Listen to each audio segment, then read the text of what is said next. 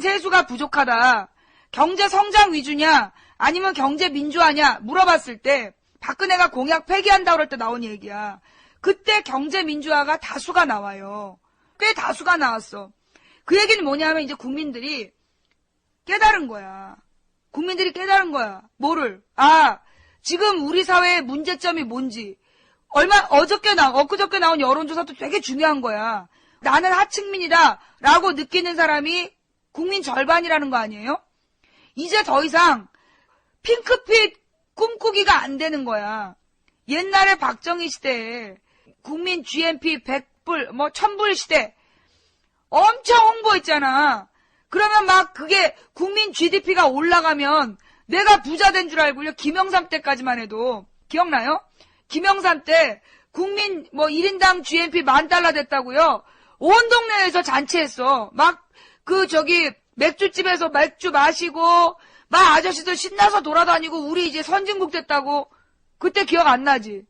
나는 그때가 기억나. GDP 10,000불이 되면 온 국민이 부자 되는 줄 알고 좋아했었다니까?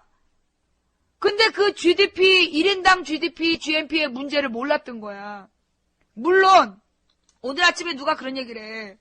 1인당 GDP를 그렇게 산술적으로 딱 얘기하는 건 좀 무리가 있지 않느냐라고 얘기를 하더라고요. 그러니까 무슨 얘기냐면 1인당 GDP는 어차피 대한민국이 사회자산 제도인데 그렇게 기계적 평등으로 설명하는 건 무리가 있다. 무슨 얘기냐? 망치 부인이 뭐라고 설명했냐 하면 1인당 국민소득이 $24,000란 얘기는 4인 가족의 1년 소득이 $96,000여야 된다. 그러면 $96,000 곱하기 1,050원이면 계산해봐요.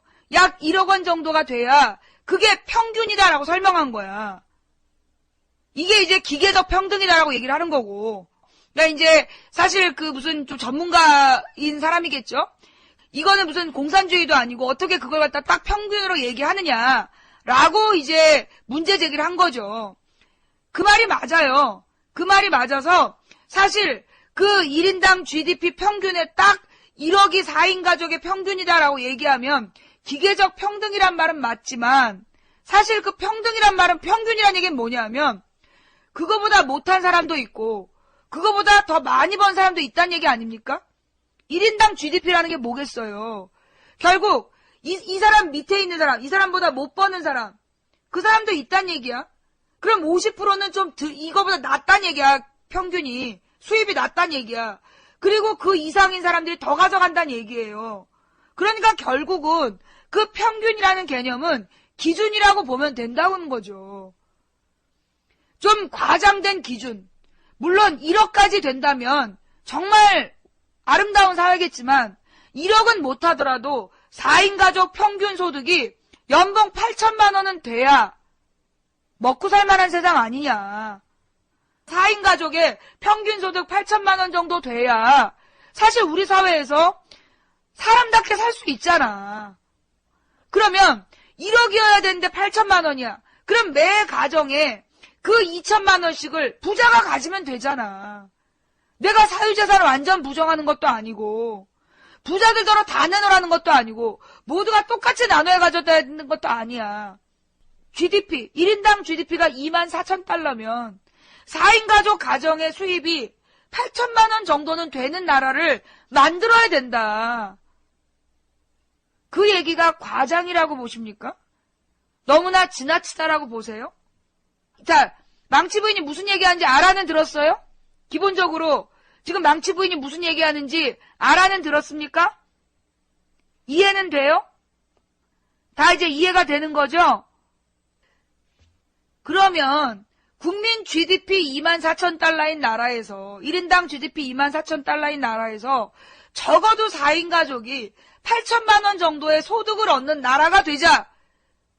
적어도 8천만 원, 연봉 8천만 원은 되게 그런 나라를 만들자. 그게 종북 세력입니까? 그런 주장하면 종북 세력입니까? 종북이 뭔데? 북한을 추종한단 말이잖아. 북한의 4인 가족이 연봉 8천 소득 되는 나라예요? 그게 왜 종북 세력이야? 그게 왜 종북 세력이야? 종선 세력이지. 선진국을 따르는 세력. 자, 적어도 우리나라의 물가 상황에서는요, 4인 가족이 8천만 원 정도의 소득이 돼야 사람답게 살아요. 그렇잖아. 4인 가족이 8천만 원 정도의 소득은 돼야 적어도 이 모든 물가를 감당하고 문화생활 정도, 문화소비까지 할 수 있는 나라예요. 그것보다 못한 걸 갖다가 지금 우리나라의 언론에서 국민소득 3,800만 원 연봉이면 중산층이라고 뻥 까고 구라치지만 1인당 국민소득 24,000달러인 나라에서 무슨 3,800만 원이 연봉 3,800만 원이 중산층이야. 개지랄하는 거지. 적어도 8,000은 돼야 중산층이에요. 내 말이 맞죠? 그죠? 나는 그렇게 봐요. 4인 가족의 연소득 8천만 원은 돼야 중산층이다. 정확하게 얘기하면 1억이 돼야 중산층이야. 딱 중간. 연봉 8천만 원까지는 중산층으로 쳐주고 그 밑에를 하층민으로 치는 거지. 앞으로 우리가 중산층의 기준은요. 언론이 뭐라고 그러든지 간에 중산층의 기준 2인 가족이면 연봉 5천 이상. 그러면 중산층이야. 3인 가족이면 연봉 7,500. 그게 중산층이야. 4인 가족이면 연봉 1억 이상. 그게 중산층이다. 그렇게 딱 우리는 깨달아야 돼요.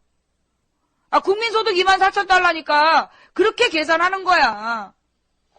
그러면 그게 안 되는 문제를 어떻게 해결해야 되냐. 재벌들의 영업이익. 10대 기업 영업이익이 100조가 넘어요. 영업이익이란 뭐냐? 중소기업에 돈 다 주고 노동자들에게 월급 다 주고 뭐 비용 다 빼고 남는 이익금이 100조가 넘어. 그러면 그 이익금은 원래 누구 돈이야? 중소기업에게 줘야 될 돈, 노동자에게 줘야 될 돈이야. 그 돈을 재벌들이 지네들이 이익금이라고 공시하고 주주들한테 나눠줘. 이건 잘못된 거죠. 민주주의가 뭘까요? 자, 민주주의가 뭘까요? 국민이 주인인 나라. 민주주의는 뭐다? 국민이 주인이 되는 나라. 민주주의란 국민이 주인이 되는 나라를 만들자는 사상. 그게 민주주의야. 국민이 주인인 나라를 만들자. 그게 민주주의야. 그러면 민주주의의 목적이 뭐야? 민주주의의 목적이 뭐야? 두 글자. 민주주의의 목적은 뭐다? 민생. 뭐요? 민생. 민주주의의 목적이 뭐야? 민생. 민생이 뭐야? 민생. 최고의 민생은 뭐다? 일자리. 최고의 민생은 일자리야. 국민의 소득을 보장하라. 일자리. 두 번째는 복지. 그래서 솔직히 얘기해서요. 최고의 복지가 곧 일자리예요. 같은 말이지. 결국 민생이란 말은 다른 말로 뭐예요? 복지다, 복지. 복지 정책이 곧 민생이고 이 복지 정책이 곧 일자리다. 민생, 복지, 일자리는 어떤 말? 같은 말. 민주주의의 목적은 민생이다. 민생은 복지다. 복지는 일자리다. 같은 말이다. 일할 수 없는 사람에게는 또 다른 형식으로 소득을 주는 거, 그게 복지야. 그러나 일할 수 있는 사람에게는 일자리를 주는 거, 그게 최고의 복지야. 그래야 우리가 먹고 살 수 있어요. 자, 그렇다면 일자리 어떻게 만들 수 있을까요? 일자리를 어떻게 만들 수 있을까요? 지금 이 구도 속에서는, 대기업이 주도하는 이 구도 속에서는 일자리를 만들 수가 없어요. 뭘 통해서 만들어야 된다? 어려운 얘기예요. 어떻게 우리가 민생 문제를 해결할 수 있을까요? 뭘 통해서? 조합을 통해서.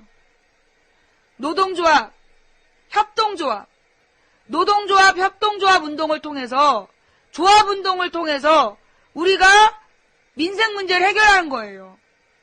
내가 감옥에 가봤잖아. 내가 감옥에 가봤는데 감옥에서 사람들이 별의별 걸 다 만들어서 쓰더라고. 그게 다 노하우인데 아주 제한된 물자를 가지고 모든 걸 다 만들어서 쓰는 거야. 그때 나온 말이 뭐냐면 비행기 빼고 다 만들 수 있다. 감옥에 있는 사람들이 우리는 비행기 빼고 다 만들 수 있다. 그런 얘기를 했어. 무슨 말이냐면요. 우리 국민들이 조합을 만들고 이 조합에서 모든 걸 다 생산할 수 있어요. 망해가는 중소기업, 노하우가 있잖아.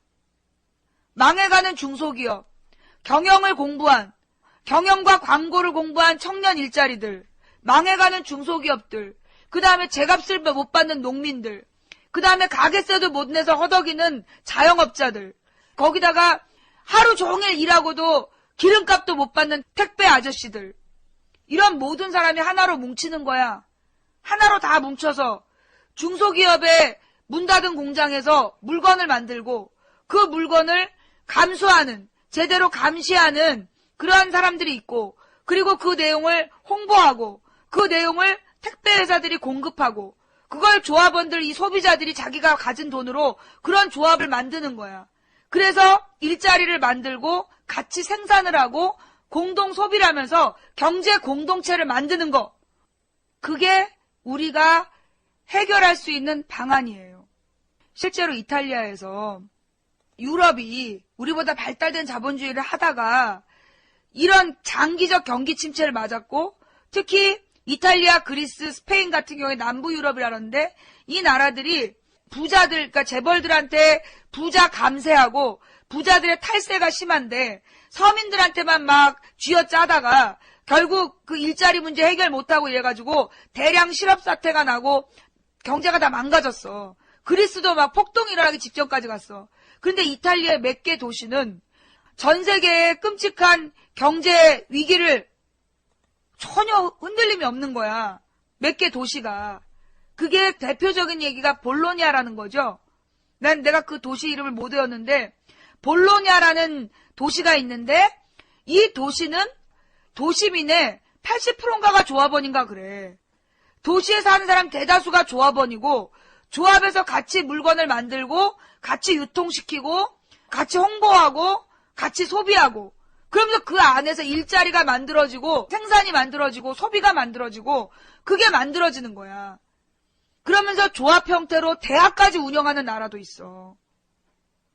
그게 재벌들이 만들어내는 구조로부터 우리가 우리 스스로를 지키는 법이에요.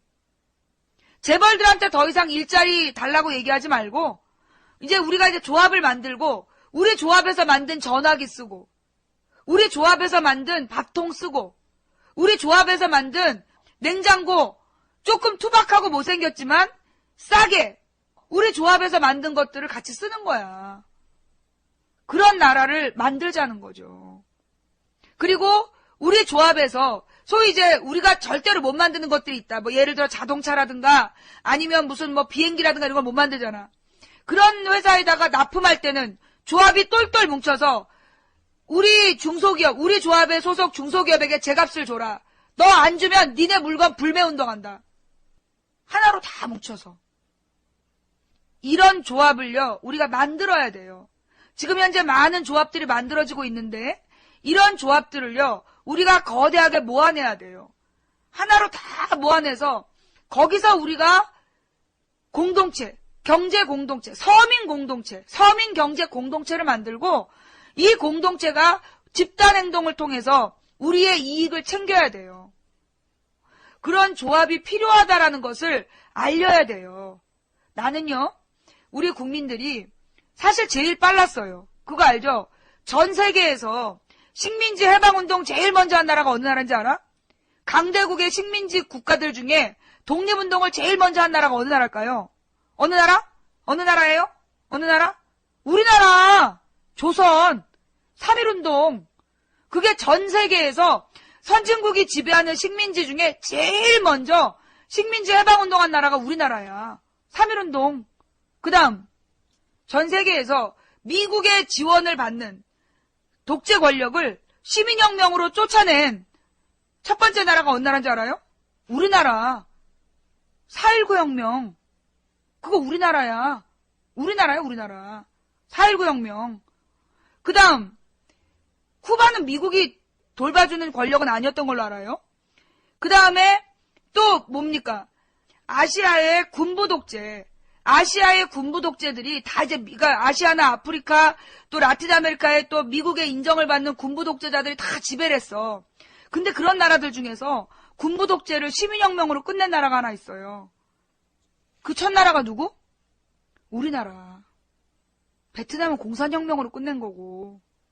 군부 독재의 나라를 시민혁명으로 뒤집은 나라, 그거 우리나라야. 군부 독재, 사람을 마구 죽이는 군부 독재자 전두환한테 이 국민들이 맞짱 떠가지고 국민투표, 직선제 대통령제를 뺏은 나라가 누구냐? 우리나라예요. 전 세계에서 제일 빨랐어, 우리가. 20세기 민주주의 역사를 쓴 나라가 누구야? 전 세계에서 20세기 민주주의 역사를 쓴 나라가 누구야? 우리나라예요. 우리나라 국민들이 전 세계 민주주의의 20세기 민주주의 역사를 우리나라가 쓴 거예요. 어때요? 자, 그러면 이제 우리 어떻게 할 수 있을까요? 전 세계에서 쓰레기 종량제 가장 단기간에 완성한 나라는 우리나라! 전 세계에서 인터넷을 가장 빨리 보급한 나라 어느 나라? 우리나라! 전 세계에서 LTE폰을 가장 많이 소유한 나라 어느 나라? 우리나라! 우리나라는요, 세계 최초 제일 빨리 제일 잘해요. 우리나라 국민들이 뭐가 빠르냐? 굉장히 민감한 사람들이야. 굉장히 머리가 좋아. 세계에서 제일 머리 좋은 세 민족 중에 우리나라가 들어가. 그거 알아요? 세계에서 가장 머리 좋은 민족 중에 우리나라가 들어간다고. 그러면 우리는 뭘 할 수 있을까요? 지금 이 신자유주의의 문제로 전 세계가 고통받고 있어. 이 문제를 해결할 지혜를 누가 만들어낼 수 있을까요?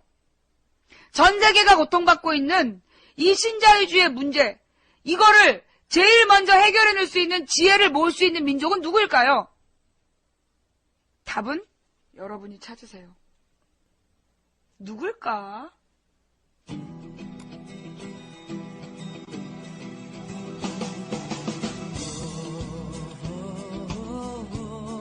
우리 국민들이 그동안 너무 절망해서, 우리 국민들이 너무 절망해서 세계 자살률도 1위예요.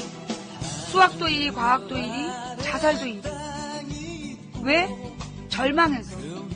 그 절망을 희망으로 바꿀 수 있는 그 능력 있는데 우리가 몰랐어.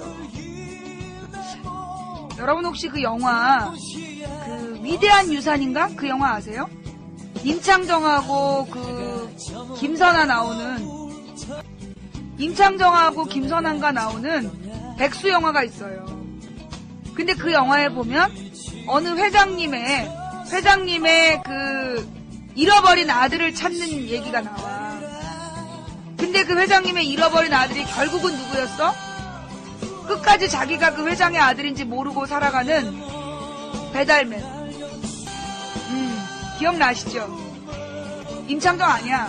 그때 뭐지? 공영진? 누군데? 그 배달맨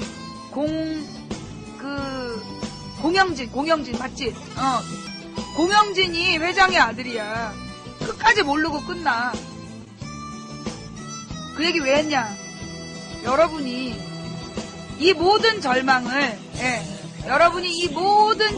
해결할 답을 가진 사람들인데 모르고 산다니.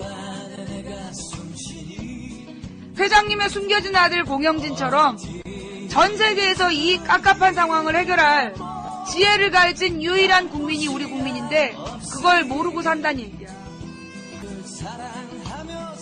우리 국민들이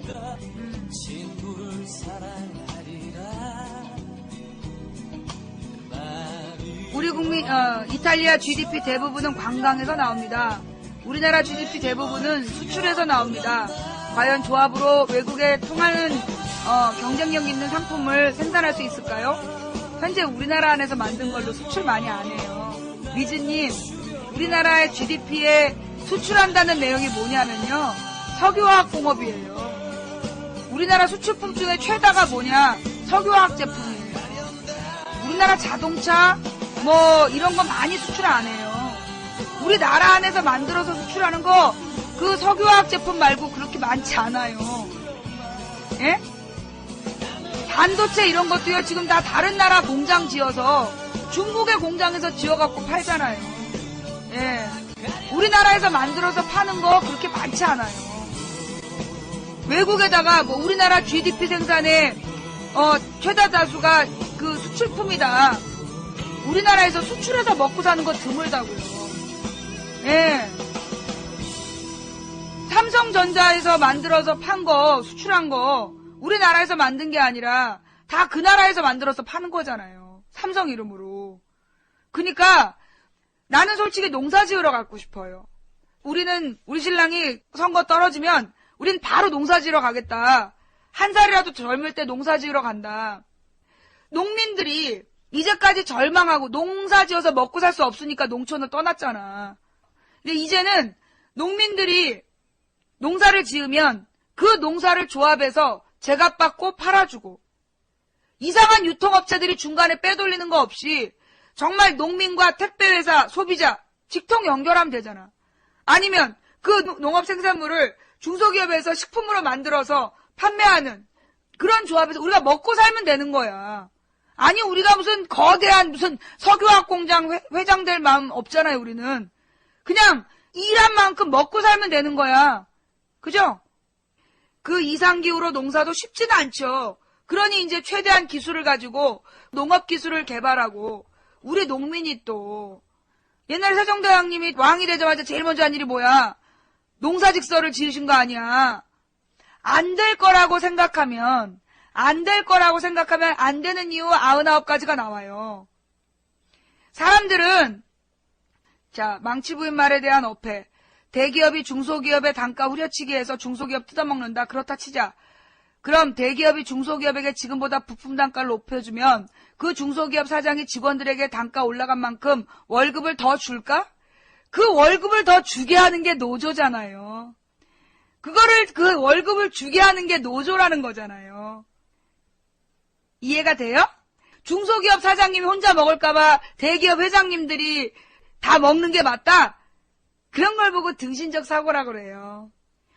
중소기업에게 제값을 주게 하고 그 중소기업 사장님들이 제대로 월급을 주게 하자. 그건 하나로 만들어지는 거죠. 그건 제 말의 어폐가 아니라 님 생각의 하자인 것 같아요. 내 말의 어폐가 아니라 님 생각의 하자. 아까는 조합의 문제를 얘기하더니 아니 노동조합이 중소기업 사장님이 제대로 월급 주게 한다는데 왜 이렇게 하나는 인정하고 하나는 모르고 그래. 자, 내가 있잖아요. 살아보니까 내가 이제 살면서 생각보다 똘똘한 사람을 많이 만났어. 명문대 나온 사람, 직업이 좋은 사람 많이 만나봤어 내가. 사람들 참 많이 만나봤는데 이 사람들 중에 아무리 조건이 좋아도요. 무슨 일을 하자 그러면 안 되는 이유 99가지를 내는 사람이 있어. 근데 학벌도 별로고 머리가 그렇게 좋아 보이지도 않는데 일단 뭐 하자 그러면 일단 시작하는 사람이 있어. 막 안 되는 일을 막 10번씩 20번씩 계속 실패하면서 일단 들이받는 사람이 있어요. 내가 이제까지 살아오면서 보니까 가만히 앉아가지고 무슨 일을 하자 그러면 안 되는 이유 99가지를 싹 내는 사람보다 일단 들이받고 보는 10번 실패할지라도 들이받고 보는 사람이 성공할 확률이 더 높아. 어떤 일을 하자라고 얘기했을 때 안 되는 이유를 99가지 내는 지식인보다 일단 하나부터 실천해보는 사람이요. 성공 확률이 훨씬 높아요. 왜? 이 사람은 계속 그 자리에 있고 이 사람은 하나 실패할지라도 다음번에는 또 성공할 가능성, 그 다음에 또 성공할 가능성, 매번 성공 가능성에 도전하고 있기 때문이에요. 그렇기 때문에 우리는 안 된다라고 생각하면 안 돼요. 안 된다라고 생각하면 안 돼요. 근데요, 된다라고 생각하면 됩니다. 실제로 우리 시청자 중에 한 분이 그런 편지를 보냈어요. 온 가족이 된다고 믿든 안 된다고 믿든 당신의 믿음대로 될 것이다를 주문처럼 외웠대요. 온 가족이 굉장히 이제 그 집안의 가장이 경제적인 능력을 상실해서 온 가족이 경제적으로 어려웠던 거야. 모두가 정말 절망할 수밖에 없는 상황이었는데 이 온 가족이 다 같이 된다고 믿든 안 된다고 믿든 우리의 믿음대로 될 것이다라는 것을 온 가족이 주문처럼 외웠대요. 그리고 나서 정말 놀라운 변화가 일어나서 온 가족에게 정말 여러 가지, 구체적으로 얘기하면 누군지 드러날까봐 말은 안 하겠지만 온 가족에게 놀라운 변화가 일어나고 그 가족은 정말 좌절 속에서 다시 일어날 수 있었다. 그 말이 맞아요. 저도요, 제가 이렇게 살아오면서 이건 안 될 거야. 그럼 반드시 안 돼. 참 신기하게요. 이건 안 될 거야. 그러면 반드시 안 돼. 안 될 것 같아. 그러면 안 돼. 근데 될 거야. 될 거야. 정말 될 거야. 그렇게 생각하잖아요. 계속 될 거라고 생각하면 그 안 될 것 같은 게 자꾸 돼. 될 거라고 생각하는 일은요. 모든 난관을 극복할 방법이 보여요. 근데 안 될 것 같아 그러면 정말 첫 단계에서 무너져. 내가 진짜 해봤다니까요. 그 우리 시청자분들 중에서도 그렇게 해서 변화된 사람이 있다니까요. 이거 내 말이 아니야. 된다고 믿든 안 된다고 믿든 당신의 믿음대로 될 것이다. 이거 내 말이 아니라 그 유명한 목사님 말이야. 이게 뭐냐면요. 긍정의 힘이라는 거야. 긍정의 힘. 뭐든지 안 될 것 같다라고 생각하는 사람들은 굉장히 위축되어 있어요. 그래서 자기 앞에 기회가 3가지가 있어. 그런데 이 사람은 다 안 될 거라고 생각하기 때문에 이게 불안한 이유만 찾는 거야. 근데 될 거라고 생각하는 사람은 그 중에 가장 상대적으로 안정되어 보이는 거를 선택하는 거야. 그래서 또 한 발 나아가는 거예요. 그게 긍정의 힘이야. 된다고 믿는 사람은 되게 합니다. 근데 안 된다라고 생각하는 사람은 안 되는 이유만 찾아요. 정말 여러분 포기하지 마세요. 우리가 지금 대한민국에 대해서요. 아니 우리의 역사가 있잖아. 전 세계에서 공자님 말씀을 그대로 실현하는 왕도 정치 체제로 나라를 운영해본 나라가 어디예요? 우리나라, 조선. 전 세계에서 공자님 말씀대로 정말로 이 제3권이 왕정을 견제할 수 있는 그런 왕도 정치, 민본 정치를 실현하려고 그 나라를 100년 동안 운영해봤던 나라가 우리나라예요. 세계에서 가장 먼저 관료공화정을 만들었던 나라예요. 일본이 막강한 무력을 가지고 쳐들어왔어요. 임진왜란. 그 당시에 우리나라 정치권에서 준비를 제대로 못해가지고 그때 우리나라는 일본에게 다 뺏길 뻔한 나라였어요. 그거 막아낸 게 누구야? 이순신과 호남 사람들이야. 이순신과 호남 사람들이 똘똘 뭉쳐가지고 일본 놈들의 진격을 막았어요. 나중에 이 이순신 장군이 13척 남은 배로 적함 300척을 물리쳐버렸잖아. 그게 우리나라야. 뭐 더 얘기해? 더 얘기해? 중국의 남북조 시대 300년 가까이 된 그 남북조의 혼란기를 통일하고 수나라가 대빵이 됐어. 이 진나라 한나라 다음에 300년 만에 통일왕조를 세운 게 수나라야. 그 수나라가 동양의 패권을 쥐고 세계에서 가장 위대하다는 그 수로공사까지 하면서 그 대단한 나라 누구 때문에 망했어? 고구려. 고구려 쳐들어왔다 망해. 그 고구려도 우리나라 역사야. 당나라에 수재들이 과거에 봐가지고 항상 1등 했던 나라가 누구야? 우리나라. 통일신라하고 발해하고 번갈아 1등 했어. 우리나라 그런 나라예요. 우리나라 국민들이요. 역사적으로 우리나라 사람들이 얼마나 대단한지 알아? 전 세계에서 공자의 사상을 가장 완벽하게 이론적으로 정립한 나라. 어느 나라야? 우리나라야. 도산서원으로 외국인들이 공부하러 와. 전 세계에서 불교 경전이 가장 잘 정리된 채로 남겨진 나라가 어느 나라야? 우리나라. 해인사에 가봐. 시퍼런 눈에 승려들이 와갖고 우리나라에 불경 연구하고 있어. 전 세계 기독교 다른 나라 다 망했어. 제일 활성화된 나라가 누구야? 우리나라야. 교황님께서 이 사도들이 나서서 흙을 묻혀라 말씀이 떨어지기 전에 이미 거리에 나가 있었던 게 누구야? 우리나라 천주교 주교 16개 주교들이야. 시국선언. 우리나라가 그런 나라야. 근데 왜 못하냐? 역사가 있고 민족의 능력이 있고. 아니 어저께 결과 못 봤어? 전 세계 수학 1위 과학 1위 우리나라래잖아. 수학 과학 1등 하는 나라에서 왜 못해? 할 수 있어. 못한다라고 생각하면 못하는데 하려고 맘먹으면 다 해. 여러분 그거 기억나죠? 2002년 월드컵 때 독일의 무슨 축구선수가 인터뷰를 했어. 뭐라고 인터뷰를 했냐? 자기는 어렸을 때부터 축구를 했고 눈을 감아도 축구장 안에 있는 모든 선수의 움직임을 느끼고 공이 어디 있는지를 느끼는 사람이다. 근데 2002년 월드컵 때 우리나라에 와서 어땠어? 공이 안 보이더라. 왜? 온 국민들이 새빨갛게 옷을 입고 대한민국 소리를 지르니까 정신이 아득해가지고 공을 못 찾았다잖아. 그게 우리나라야. 여러분, 우리나라가 얼마나 대단한 나라인지 알아요? 월드컵 4강 그거 있잖아요. 그 월드컵 16강도 힘든 거래. 전 세계에서 월드컵 16강에 드는 사람들이 연봉이 그렇게 높은 사람들이라며. 당시에 우리나라에서 이제 월드컵 4강을 했잖아, 2002년에. 가장 저렴한 연봉으로 4강까지 올라간 나라가 우리나라야. 그것도 알지? 그때 왔던 나라 16개 나라들이 16개 나라의 연봉에 우리나라 선수들의 연봉이 100분의 1도 안 됐던가 하여튼 그래서 그때 어마어마한 숫자로 잽이 안 됐어. 전 세계에서 가장 뛰어난 선수들이 있는 나라에서 와가지고 우리나라한테 다 깨지고 우리 4강 간 거 아니야. 뭘로? 응원의 힘.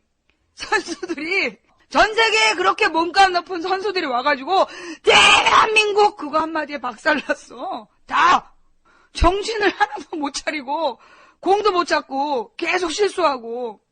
그래서 2002년 지난 다음에 사람들이 Do you know Korea? 그럼 뭐라 그래? 대한민국 짜잔짠짠짠. 기억나요? 우리나라 그런 나라야. 우리나라 사람들이 한다면 해요. 근데 그럼 이제까지 왜 이랬을까? 우리나라 이제까지 왜 이랬을까? 뭘 해야 될지 몰랐던 거지. 뭘 해야 될지 몰랐던 거야. 우리 국민이 뭘 해야 될지 몰라서 우리가 그동안 이리 고생 저리 고생을 해왔던 거예요. 그러면 앞으로 어떻게 하면 됩니까? 무엇을 할 것인가? 우리는 옛날에 이제 민주주의가 되면 모든 문제가 다 해결될 줄 알았어. 그런데 그 민주주의 국가가 무엇을 목표로 하는지에 대해서 몰랐어요. 김대중 노무현 정부 때 민주주의 국가의 목표가 뭔지를 국민 전체가 몰랐어. 무슨 얘기인지 알겠어요? 우리는 그 민주주의의 목표가 뭔지를 모르는 거야. 민주주의의 인권, 천부 인권 사상, 교과서에서 배웠지. 근데 천부 인권이 나랑 무슨 관계인지를 모르는 거지. 이제는 우리가 알아야 되는 거야. 이제는 우리가 알아. 뭘? 민주주의의 목표는 민생이다. 국가의 주인인 개개인이 먹고 살 수 있는 체제, 그게 민주주의의 목표야. 그죠? 민주화라는 게 우리는 독재 정치 물리치는 것만 민주주의로 알았어. 그러다가 결국 다시 독재 정치가 된 거야. 민주주의가 되면 무엇을 해야 될 것인가? 우리 국민들이 다 같이 생각을 못했던 거죠.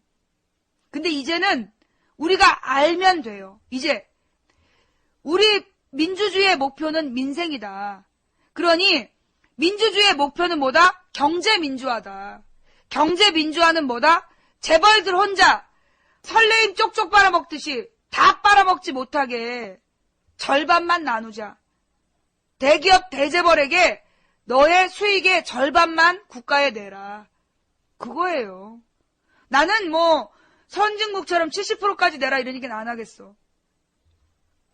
여러분 정말로요. 이거는 내가 볼 때 이게 그냥 괜히 심심해서 꾸는 꿈이 아니야. 이게 심심해서 꾸는 꿈이 아니라요. 정말 우리나라 자살률 1위예요. 노인 자살률 1위, 그 다음에 중년 자살률 1위, 그 다음에 청소년 자살률 1위, 고학력 자살률 1위. 그 우리나라가 그래 지금. 동네에요. 아는 사람이 자살했다는 사람이 치여. 길거리에 나가면 누구를 만나. 누구 아는 사람이 자살했다. 그런 얘기 요즘에 너무 들려. 너무 그냥 흔하게 들려. 왜 이러는지 아세요? 왜 자살하는지 알아? 절망해서 그래. 해도 안 된다. 내가 아무리 노력해봤자 아무것도 변하지 않는다. 그 생각 때문에 자살하는 거야. 이혼하고 자살하고 결혼 안 하고 그리고 아이도 안 낳고 온 나라가 절망에 빠져 있어요. 이 유능한 국민이, 이 유능한 백성들이 지금 절망에 빠져서 죽거나 헤어지거나 이 중독에 빠져 있거나 이 절망의 늪이 결국은요 우리를 다 죽여요. 여러분 자살률 1위 남 얘기 같죠? 아니요. 자살률 1위는요 남 얘기가 아니라 우리 얘기예요. 이렇게 사람들이 절망하기 시작하는 것은 바탕이 무너지고 있다는 얘기거든요. 바탕이 무너져 내리면 어떻게 될까요? 다음 타자는 우리예요. 우리보다 못하는 사람들이 절망해서 죽어가면 그 다음 망하는 건 누구예요? 우리예요. 지금 굉장히 잘못되어 있는 사람들이 뭐냐면 1%의 지혜로운 사람이 99%를 먹여 살린다라고 얘기하고 있습니다. 굉장히 맞는 것 같죠? 거짓말이에요. 1%의 대기업이 99%의 서민의 등골을 빨아먹는 거예요. 거기에 속아 넘어가면 안 돼요. 그들이 정말 재벌들이 생각을 고쳐야 된다니까. 서민들이 놀고 먹는 것 같고 아무짝에 쓸모없는 것 같은 천박한 것들이라고 보는 저 새끼들. 병신들이야. 저 쌍놈 새끼들이요. 그렇게 생각하기 때문에 결국 다음은 네가 망하는 거야. 니들이 망하는 거야. 지금 삼성전자 우리나라에서 파는 것보다 해외에서 파는 게 더 많으니까 우리나라 알기를 우습게 알지. 그거 우리나라에서 제일 많이 팔린 거야. 우리나라 국민들이 삼성을 제일 많이 사줘서 삼성이 1등 하는 거야. 나는요, 그래서 우리 국민들이요, 그 삼성 말고 다른 거를 1등 만들어 봤으면 좋겠어. 국민들이 작심하고 다른 전자제품을 1등 만들어서 그 전자제품이 전 세계 1등 하는 거, 그거 한번 보고 싶어. 그러면 삼성도 정신 차리겠지. 국민한테 함부로 못 굴겠지. 우리는 소비자예요. 소비자가 왕이라며. 노동자가 소비자야. 농민이 소비자고 영세 자영업자가 소비자야. 무직자가 소비자야. 소비자를 우습게 하는 나라는, 그리고 소비자의 소비 능력을 죽여버리는 나라는 망할 수밖에 없어. 노동자가 제값을 받아야 소비를 하지. 그래서 나도 아무리 드라마에서 멋진 주인공이 나와서 삼성 휴대폰을 써도 삼성 휴대폰 안 사. 내가 삼성 휴대폰을 마지막으로 산 건 2009년이었어. 여러분 있잖아요. 삼성전자 AS 직원들이 한 달 내내 일하고 19만 원, 20만 원 받았대잖아. 그거는 잘못된 기업이야. 악덕 기업이야. 삼성을 왜 삽니까? 여러분 삼성전자 사람들이 왜 샀어요? AS 때문에 샀죠. 그러면 삼성을 먹여 살리는 게 뭐죠? AS죠. 그러면 AS 기사들한테 최고의 대우 해줘야 되는 거 아닙니까? 그런데 어떻게 삼성전자 AS 기사들이 19만 원, 20만 원 받게 합니까? 삼성이요, 옛날에 90년대만 해도요, 꼴등이었어요. 백색가전에서 고장이 많이 나가지고. 그래갖고 90년대에 삼성 보험으로 돈 벌어가지고 전국에 AS 센터 만들고 AS 잘 돼서 사람들이 삼성 샀은 거야. 그런데 이제 AS 때문에 팔리게 된 삼성, 이제는 어떻게 해요? AS 기사들을 똥 취급을 해. 옛날에 금성 대우가 훨씬 좋았어. 튼튼하고 고장 안 나고. 그런데 왜 삼성이 1등 했냐? AS 때문이었어. 그런데 그 AS 기사들한테 그렇게 돈 제대로 안 주고 말이야. 그런 기업 나쁜 기업이에요. 악덕 기업이에요. 착한 소비, 윤리적 소비는 그런 기업의 물건 안 사는 거야. 밥솥을 살 때는 쿠쿠를 사세요. 쿠쿠 밥솥은 근속 기간이 20년 이상이야, 다. 쿠쿠 밥솥이 한때 공장을 중국으로 지으러 갔다가 철수했답니다. 이건 아니다. 왜냐? 중국에 가서 값싼 노동력으로 만들어 팔아봤자 우리나라에 도움 안 된다. 그래서 우리나라에서 쿠쿠밥솥 만들어서 해외로 수출하는데요. 쿠쿠밥솥 노동자들은 다 부자래요. 집이 다 두 채, 자식들 다 대학 보내고 결혼시키고, 그리고도 지금 최고의 능력을 가지고 쿠쿠밥솥 만들고 있대요. 그런 기업에 밥솥 사주는 거, 그게 윤리적 소비예요. 앞으로 노동자한테 월급을 제대로 안 주는 기업의 물건은 안 사는 거, 노동자들한테 월급을 제대로 주지 않는 기업의 물건은 사지 않는 거, 거기서 우리의 운동은 시작돼요.